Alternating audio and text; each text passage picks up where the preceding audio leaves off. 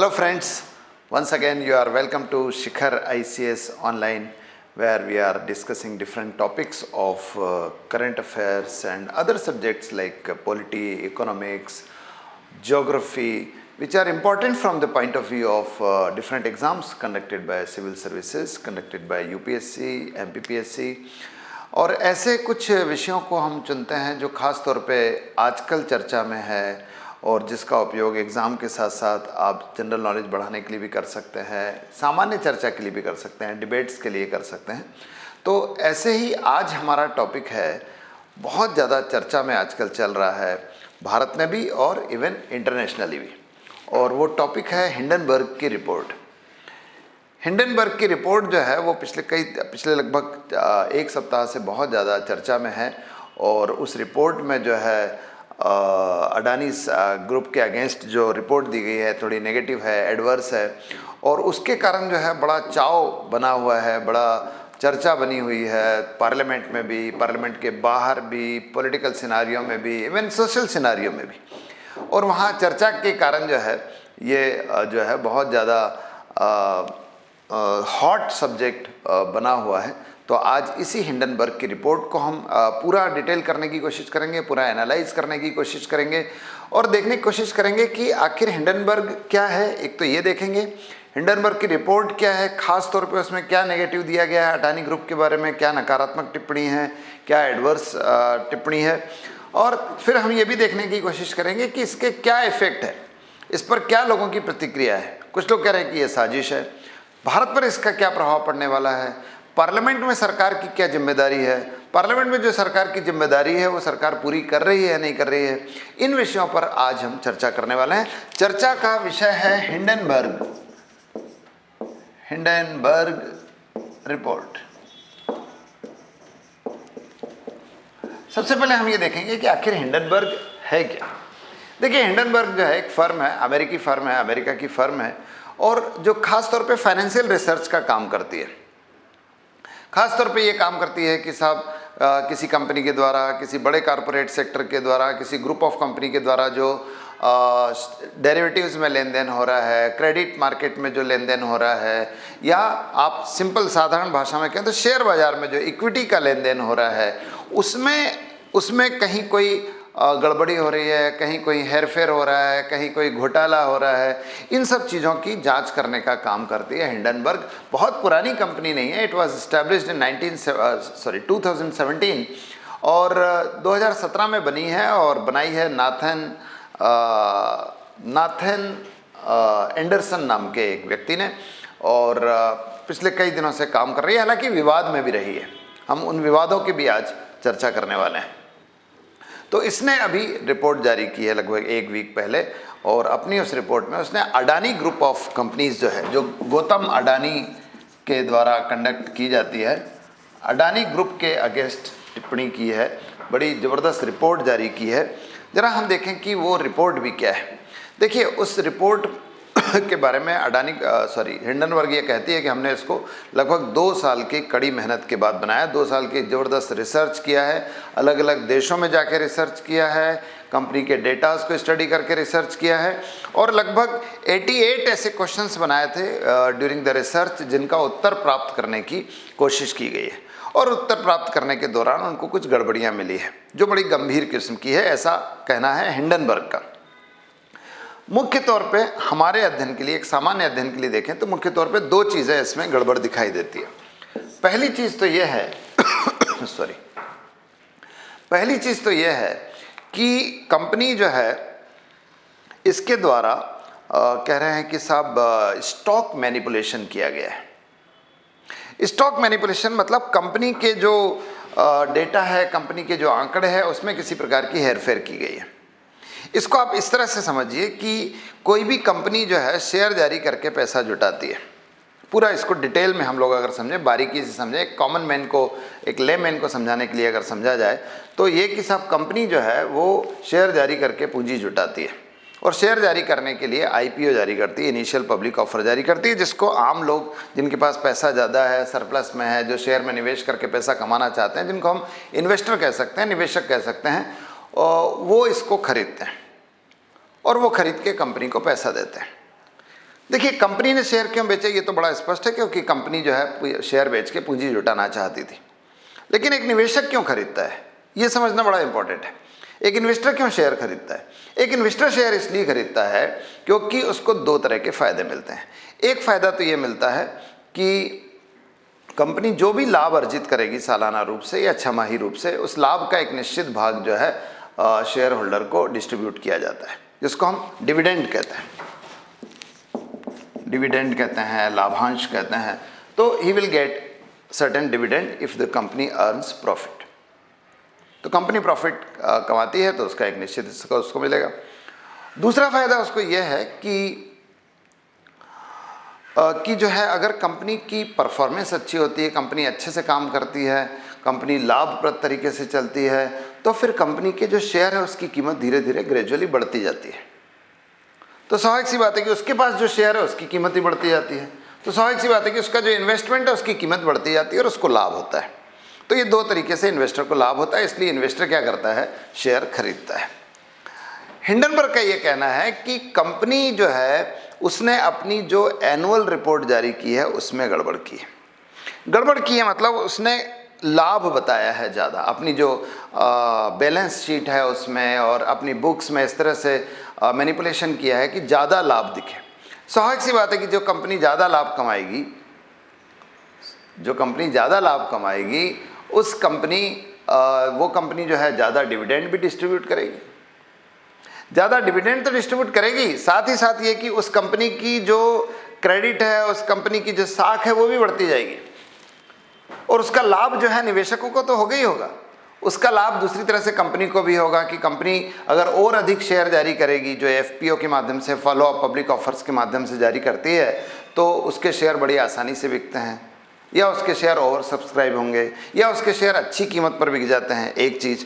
दूसरी चीज़, जिससे कंपनी, अगर कंपनी की रिपोर्ट अच्छी आती है तो कंपनी के शेयर की कीमत बढ़ जाती है, और कंपनी के शेयर की कीमत बढ़ जाती है तो कंपनी के जो मार्केट कैपिटलाइजेशन है, इसको आप समझ लीजिए, यहाँ पर बड़ी इंपॉर्टेंट चीज़ है, एम कैप कहते हैं, मार्केट कैपिटलाइजेशन कहते हैं। मार्केट कैपिटलाइजेशन जो है बाजार पूंजीकरण हिंदी में कहते हैं। इसका तात्पर्य यह है कि किसी कंपनी के द्वारा जारी किए गए कुल शेयरों की संख्या, उसको यदि मल्टीप्लाई कर दिया जाए एक शेयर की वैल्यू से, तो वो मिलती है, जो मिलेगा वो होगा कंपनी का मार्केट कैपिटलाइजेशन। क्योंकि एक शेयर की कीमत लगातार बढ़ेगी, कंपनी के शेयर की कीमत अगर बढ़ रही है तो उसका मार्केट कैपिटलाइजेशन भी बढ़ेगा, उसकी वर्थ भी बढ़ेगी, जिसके आधार पे हम कहते हैं कि भाई, जैसे हम कहते हैं कि गौतम अडानी जो है वो दुनिया के तीसरे सबसे बड़े अमीर व्यक्ति है, इसी आधार पे, क्योंकि उनकी कंपनी की मार्केट कैपिटलाइजेशन क्या है? बहुत ज़्यादा है। तो स्वाभाविक सी बात है कि जब एक कंपनी अपनी रिपोर्ट अच्छी देगी तो जो शेयर धारक उनको डिविडेंड तो मिलेगा ही मिलेगा, कंपनी की साख बढ़ेगी, कंपनी की मार्केट कैपिटलाइजेशन बढ़ेगी। और कई बार कंपनी क्या करती है, अपने कुछ शेयर जो उसके मालिकों के पास है, उन शेयरों को गिरवी रख के ऋण भी लेती है। तो वो जो ऋण है, एक तो वो आसानी से मिलता है अगर कंपनी अच्छा परफॉर्म कर रही है, और दूसरा ये कि शेयर की कीमत चूंकि ज़्यादा है तो ज़्यादा अमाउंट ऑफ लोन जो है वो बारो किया जा सकता है बैंक से, इन केस जब आपके शेयरों की कीमत बढ़ रही हो। तो अपने शेयरों की कीमत को बढ़ाने के लिए कंपनी क्या करती है? मैनिपुलेटेड तरीके से, गलत तरीके से अपने जो बैलेंस शीट है उसमें हेरफेर करती है। ऐसा पहले भी जो है किया जा चुका है कुछ कंपनियों के द्वारा। तो वो जो है अगर करते हैं तो इससे स्वाभाविक सी बात है कि कंपनी को लाभ होता है। हिंडनबर्ग का ये कहना है कि गौतम अडानी ग्रुप ने इसी तरह की गड़बड़ियाँ की है विदेशों में। ये ध्यान रखना, ये सारी बात विदेशों में जो अडानी ग्रुप की कंपनियाँ उनकी हो रही है। तो वहाँ उन्होंने गड़बड़ियाँ की, वहाँ उन्होंने ज़्यादा लाभ बताया, वहाँ उन्होंने लाभ बताकर शेयर की कीमत ऊंची कर ली और जो बड़ी मात्रा में लाभ कमाया है। एक आरोप यह है रिपोर्ट में। दूसरा आरोप जो है वो टैक्सेस से संबंधित है। रिपोर्ट में हिंडनबर्ग रिपोर्ट ये कहती है कि अडानी ग्रुप ने अलग अलग जगह निवेश किया, खासतौर पे उन देशों में जहां टैक्सेस नहीं लगते हैं उत्पादन पर, खासतौर पे जिनको हम टैक्स हेवन कहते हैं, जिनको हम करों का स्वर्ग कहते हैं। खासतौर पे सिंगापुर, यूएई जो है, यूनाइटेड अरब अमीरात, दुबई कह लीजिए आप उसको, मॉरिशस है, मालदीव है, और दूसरे कैरेबियन द्वीप है, वेस्ट इंडीज़ के जो द्वीप है, यहाँ के देशों में उन्होंने अपनी कंपनियाँ लगाई जहाँ पर टैक्स में लाभ मिल रहा था, छूट मिल रही थी आप कह लीजिए। और ऐसी कंपनियां बनाई जिनको शेल कंपनी कहते हैं। अब यहाँ पर शेल कंपनी भी एक समझने वाली बात है। शेल कंपनी का मतलब है ऐसी कोई कंपनी जो किसी प्रकार का उत्पादन कार्य नहीं कर रही है, प्रोडक्शन का काम नहीं कर रही है, केवल कागज़ों पर दिख रही है, कागज़ों पर दिख रही है परफॉर्म करते हुए, ये कर रहे हैं, but actually it is not performing. तो ऐसी कंपनियां जो है शेल कंपनियां कहलाती है। तो हिंडनबर्ग रिपोर्ट ये कहती है कि अडानी ग्रुप जो है वो उसकी कई कंपनियां शेल कंपनी के रूप में काम कर रही है विदेशों में। तो ये जो इन्होंने अपनी जो डेटा मैनिपुलेशन करके जो लाभ कमाया है वो इन कंपनियों के देशों में ले गए और वहाँ इन कंपनियों के द्वारा कमाया गया लाभ बताया और लाभ को टैक्स से बचा के अपने पास ले आए। समझ में आ रहा है क्या? उन देशों में चूंकि टैक्स नहीं है, जिन देशों में लाभ कमाया था मैनिपुलेशन करके वहाँ से लाभ लाए, उसको दूसरे देशों में निवेश किया शेल कंपनियों में, और उन शेल कंपनियों से लाभ निकाल के, लाभ बता के लाभ के रूप में कमाया। तो दो तरीके की गड़बड़ की है, ऐसा हिंडनबर्ग रिपोर्ट का कहना है। तो ये हिंडनबर्ग रिपोर्ट है। अब प्रश्न है कि हिंडनबर्ग रिपोर्ट का उद्देश्य क्या हो सकता है? देखिए, एक उद्देश्य तो सीधा सीधा कि भाई वो रिसर्च कंपनी है, उन्होंने अपनी रिपोर्ट जारी की जनता की जानकारी के लिए, लेकिन इसके पीछे कई बार लोग कहते हैं कि साहब इसमें साजिश की बू भी आ रही है, इसमें जो है some kind of conspiracy is also there. तो जरा समझते हैं कि वो साजिश क्या है। देखिए, साजिश जो लोग बता रहे हैं वो उनका ये कहना है, इवन गौतम अडानी ग्रुप ने भी जो जवाब दिया हिंडनबर्ग के, उन्होंने यही कहा कि साहब ये साजिश है। क्योंकि हिंडनबर्ग, देखिए हिंडनबर्ग खुद की इमेज बहुत अच्छी नहीं है। हिंडनबर्ग जो है वो अमेरिका में एक शॉर्ट सेलिंग कंपनी मानी जाती है। मैं अभी समझाता हूँ आपको शॉर्ट सेलिंग क्या होती है। और ये कहा जा रहा है कि शॉर्ट सेलिंग के द्वारा लाभ कमाने के लिए इसने बहुत सारे अवैध तरीके अपनाए हैं और उसकी बहुत ज़बरदस्त जांच चल रही है अमेरिका के डिपार्टमेंट ऑफ जस्टिस के द्वारा, और केसेस भी चल रहे हैं हिंडनबर्ग के अगेंस्ट। इसलिए सब हिंडनबर्ग की रिपोर्ट नहीं, इसलिए बहुत कई बार लोग जो है इसकी रिपोर्ट को थोड़ा अविश्वसनीय और मैनिपुलेटेड मान रहे हैं इस रिपोर्ट को भी। तो आप समझिए कि हिंडनबर्ग को कहा जा रहा है कि साहब ये एक शॉर्ट सेलिंग कंपनी है। शॉर्ट सेलिंग कंपनी का मतलब ऐसी कंपनी जो कुछ शेयरों को खरीदती है और जल्दी ही बेच देती है, होल्ड नहीं करती है, महीने 2 महीने होल्ड करके नहीं रखती, सुबह खरीदा शाम को बेच दिया, आज खरीदा कल बेच दिया, परसों बेच दिया, इस तरह से काम करते हैं। ये शॉर्ट सेलर्स कहलाते हैं। तो हिंडनबर्ग भी ऐसी ही एक कंपनी है जो शॉर्ट सेलिंग का काम कर रही है। तो इन्होंने क्या किया, ये क्या करते हैं कि बड़ी बड़ी कंपनियों के शेयर जो है कुछ लोगों से उधार ले लेते हैं, किसी एक कंपनी की, जिस कंपनी के बारे में उनको ये विश्वास है कि इसकी रिपोर्ट खराब आ रही है, या उनको पहले से पता लगता है कि इसकी खराब रिपोर्ट आ गई है, हमारे पास तैयार है। उसके क्या करते हैं, उसके बहुत बड़ी संख्या में शेयर खरीद लेते हैं, खरीद नहीं लेते सॉरी, उधार ले लेते हैं, कुछ लोगों से बारो कर लेते हैं, शेयर भी उधार ले लेते हैं सब, और उसको फिर क्या करते हैं, बेच देते हैं इमीडिएटली, उधार लिए गए शेयरों को। उसको बेचने के बाद पैसा इनके पास आ जाता है और उसके तत्काल बाद ये रिपोर्ट इशू कर देते हैं। रिपोर्ट में बताते हैं कि ये कंपनी इस तरह से गड़बड़ कर रही है, रिपोर्ट ये कर रही है, कंपनी ने ये गड़बड़ियाँ की है, कंपनी इस तरह से ख़राब है, कंपनी का इस तरह से इंटरनेशनल जो इमेज है, अंतर्राष्ट्रीय छवि है, वो ख़राब होती है। अब छवि खराब करके, स्वाभाविक सी बात है, देखो शेयर मार्केट बहुत सेंसिटिव है, हाइपर सेंसिटिव मार्केट होता है। जरा सी बात से, छोटी सी बात से जो है बहुत बढ़ भी जाता है और बहुत तेज़ी से घटता भी है। तो इस तरह से रिपोर्ट जारी करते हैं कि साहब इनकी जो है इमेज ख़राब है और उसके कारण उस कंपनी के शेयरों की कीमत एकदम से नीचे गिरती है, जैसा कि आपने देखा कि अभी अडानी ग्रुप की भी गिरी है। और जब शेयर की कीमत गिर जाती है तब वो शेयर क्या करते हैं, खरीद लेते हैं वापस। मान लीजिए 1000 रुपये में शेयर बेचा था, 600 रुपये में खरीद लिया, 600 रुपये में खरीद के शेयर वापस उसको दे देते हैं जिससे उधार लिया। लेकिन आप देखिए 1000 में बेचा था और 600 में खरीदा, तो 400 रुपये पर शेयर लाभ कमा लिया ना। बस इस तरह से शॉर्ट सेलर्स लाभ कमाते हैं। तो हिंडनबर्ग 2 तरह से काम कर रही है, एक तो शॉर्ट सेलिंग का भी काम कर रही है और दूसरा अपनी रिपोर्ट भी जारी कर रही है और उस रिपोर्ट को यूज कर रही है शॉर्ट सेलिंग में लाभ कमाने के लिए। ये आरोप लगाया जा रहा है और ये थोड़ा थोड़ा सच होता हुआ भी दिख रहा है अडानी के मामले में भी, क्योंकि आप देखिए कि अभी 1 सप्ताह भी हुआ है रिपोर्ट को, धीरे धीरे अडानी के शेयर जो है वापस ऊपर आ रहे हैं। वो केवल उसी समय क्या हुआ था, उसी समय एक रिपोर्ट के कारण ही नीचे की ओर गए थे। अडानी के शेयर्स जो है, अब आप देखिए कि मैंने कल ही न्यूज़ पढ़ रहा था कि लगभग 116% रिवाइव कर गए, वापस ऊपर की ओर आ रहे हैं। तो ये जो है इसके बारे में ये कहा जाता है कि साहब इन्होंने जानबूझ के शॉर्ट सेलिंग में लाभ कमाने के लिए ही इस रिपोर्ट का क्या किया है, उपयोग किया है। ठीक है। प्रश्न दूसरा, लोग ये भी कह रहे हैं कि साहब ये तो भारत के अगेंस्ट एक एजेंडा है, भारत के अगेंस्ट एक प्रोपेगेंडा है। देखिए, भारत के अगेंस्ट प्रोपेगेंडा कहने वालों का और सच भी लगता है, ये सारी चीज़ें सच ही लग रही है। उनका ये कहना है कि भारत जो है बहुत तेज़ी से इमर्ज होती हुई इकोनॉमी है साहब।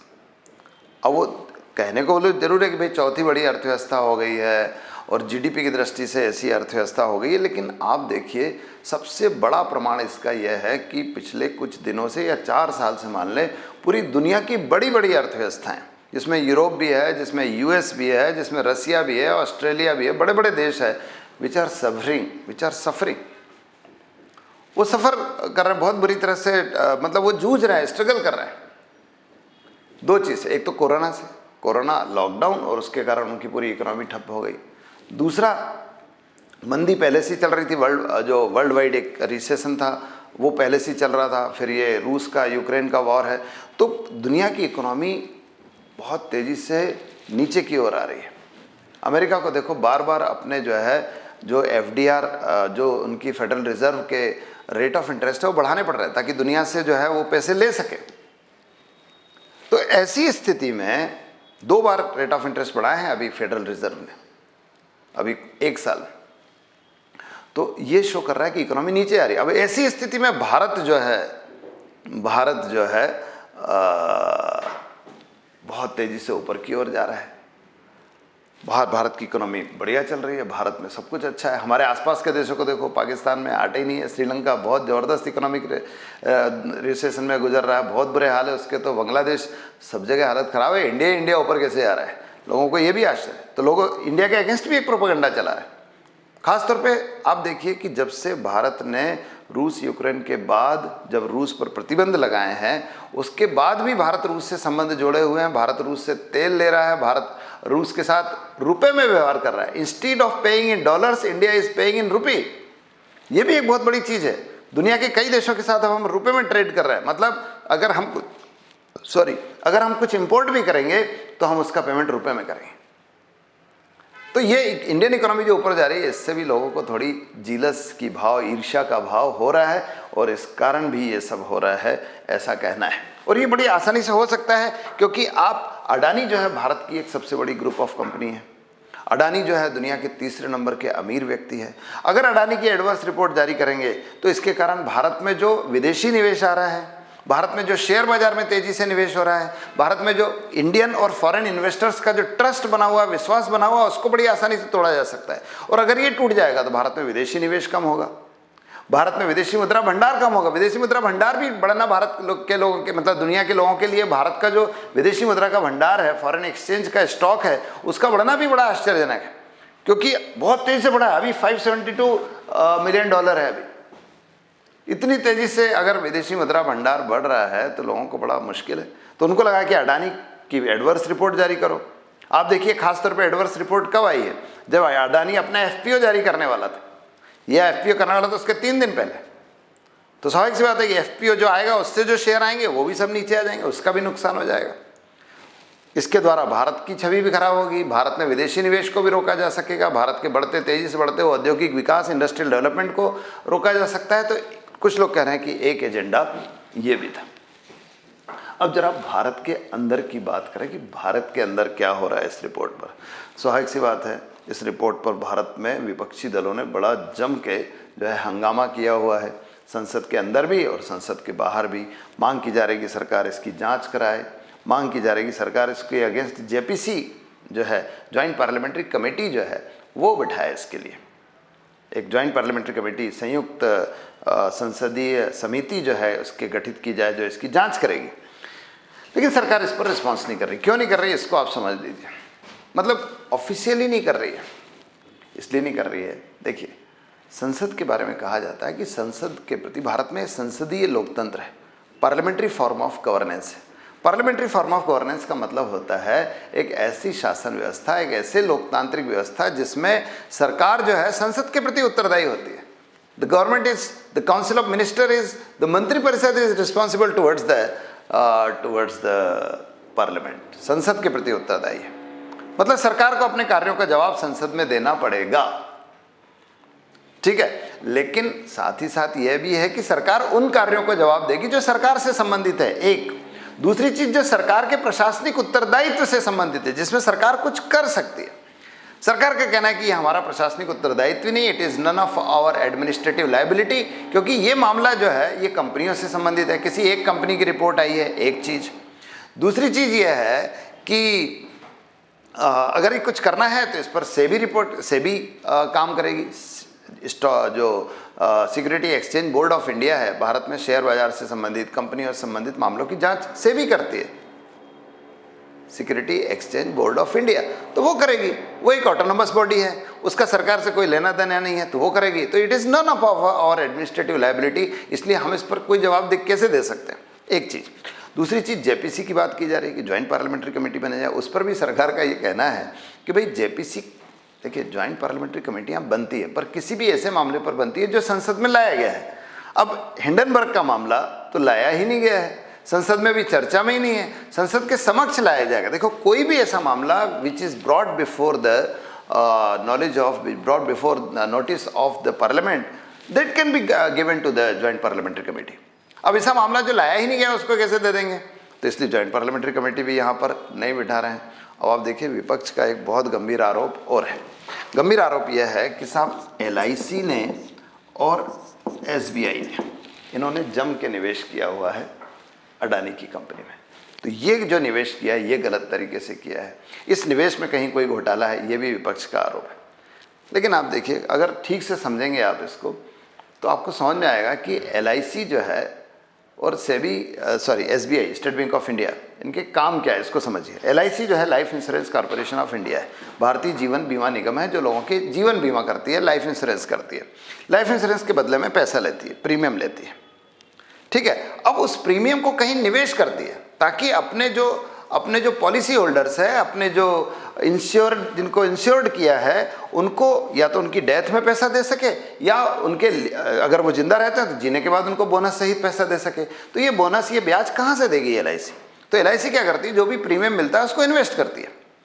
उसको इन्वेस्ट करती है बॉन्ड्स में, सरकार के बॉन्ड्स में या निजी बॉन्ड्स में, या फिर शेयर बाजार में। अब शेयर बाजार में कहाँ निवेश करेगी? शेयर बाजार में वहाँ निवेश करेगी जिस कंपनी की रिपोर्ट अच्छी है, जिस कंपनी की क्रेडिट अच्छी है, जिसके बारे में क्रिसिल या इकरा या ऐसी ही क्रेडिट रेटिंग एजेंसी अच्छी रिपोर्ट दे रहे हैं। चूंकि अडानी की रिपोर्ट अच्छी है, चूंकि अडानी ग्रुप ऑफ कंपनीज की रिपोर्ट अच्छी है, तो LIC ने क्या किया है, शेयर खरीदे हैं।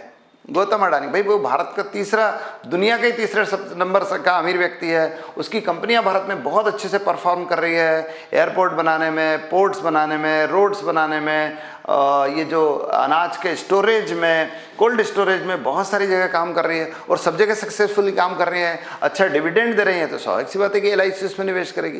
तो LIC ने इसलिए उसमें निवेश किया। हालांकि पूरा ऐसा नहीं कि LIC का पूरा पैसा ही उसमें निवेश कर रखा है। दूसरी बात है SBI की, स्टेट बैंक ऑफ इंडिया। देखिए, बैंक कमर्शियल बैंक है, ये व्यावसायिक बैंक है, ये उद्योगों को ऋण देते ही हैं, और उन उद्योगों को ऋण देते हैं जिनकी सिबिल अच्छी है, जिनकी सिबिल की एक रिपोर्ट होती है, credit information bureau of India limited की, उसकी एक रिपोर्ट होती है। वो रिपोर्ट अगर अच्छी है किसी के बारे में तो उसको ऋण देते हैं। मैं और आप भी अगर ऋण लेने जाएंगे बैंकों के पास तो जो है बैंक जो है हमारी सिबिल रिपोर्ट को देख के ही हमको ऋण देती है। तो अगर सिविल रिपोर्ट है तो अच्छी ऋण देगी, तो अच्छा ऋण देगी। तो स्वाभाविक सी बात है कि अडानी को भी इस कारण मिला है सेबी से ऋण, क्योंकि अडानी की सिविल रिपोर्ट क्या है, अच्छी है। तो ये सारी चीज़ें हैं साहब। अब लेकिन अभी हंगामा जारी है, अब इसमें आगे कोई और क्लू निकलता है तो अलग बात है। अदरवाइज मुझे तो लगता है कि जो विपक्ष, अब मैं मेरी बात करूं तो विपक्ष जो कुछ कर रहा है वो केवल इसको एक पॉलिटिकल और इलेक्टोरल स्टंट के रूप में यूज़ करना चाहता है, क्योंकि विपक्ष के पास इस सरकार के विरुद्ध कोई बहुत बड़ा मुद्दा है नहीं पर वर्तमान में। तो मतलब there is a deficit of some kind of issues which could be raised before the government before elections of 24। तो 24 के इलेक्शन के पहले या जो अभी स्टेट असेंबली के इलेक्शन है उसके पहले कोई बड़ा मुद्दा नहीं दिखाई दे रहा है, इसलिए इसको एक बड़े मुद्दे के रूप में उपयोग करने की कोशिश की जा रही है। तो फ्रेंड्स, ये था हिंडनबर्ग रिपोर्ट पर एक एनालिसिस। उम्मीद करते हैं कि आपको अच्छा लगा होगा। अच्छा लगा होगा तो आप लाइक कीजिए, कमेंट कीजिए, और हाँ, इस चैनल को अगर आप पसंद करते हैं तो आप अपने फ्रेंड्स को भी बताइए और ख़ुद भी इसको सब्सक्राइब कीजिए। Thank you very much. Have a good day.